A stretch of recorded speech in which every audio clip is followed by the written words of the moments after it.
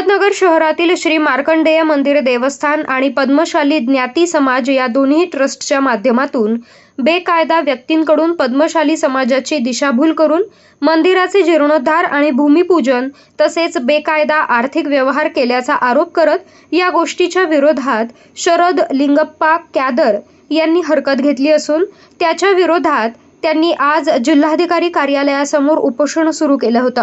परंतु जिल्हाधिकाऱ्यांच्या लेखी आश्वासनानंतर त्यांनी सुरू केलेलं उपोषण मागे घेतलंय।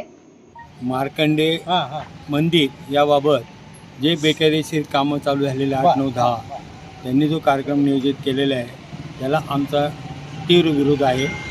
बेकायदेशीर लोक जे ट्रस्टी नाहीत, विश्वस्त नाहीत, काही अधिकार नाही, अशा लोकांनी तो कार्यक्रम आयोजित केलेला आहे।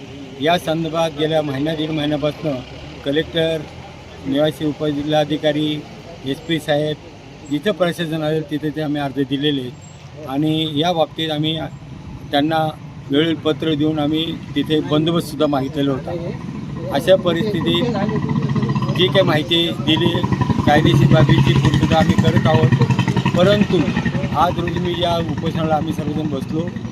कलेक्टर साहेबांकडे निरोप आला आहे की बा आम्ही योग्य ती कारवाई करू। प्रश्न आज 2012मध्ये तोडफोड झाली होती, बेकारी झालं होतं, विद्यार्थ्यांचं नुकसान झालं, शाळेचं नुकसान झालं। अशा परिस्थितीत प्रशासनाने जे काय बेकायदेशीर 51 लोक आहेत, आम्ही कालच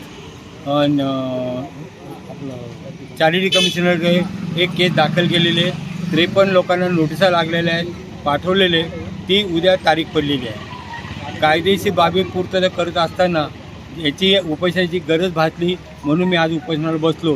परंतु प्रशासनाने ताबडतोब त्यात हस्तक्षेप करून मला सांगितलं की आम्ही SP पत्र देतो आहे की थोडंसुद्धा तिथं काही तोडफोड किंवा काही झाली बेकायदेशीर काम तर त्यांच्यावर योग्य ती ताबडतोब कारवाई करण्यात येईल। म्हणून मी आज रोजी त्यांच्या पत्रानुसार उपोषण सोडत आहे।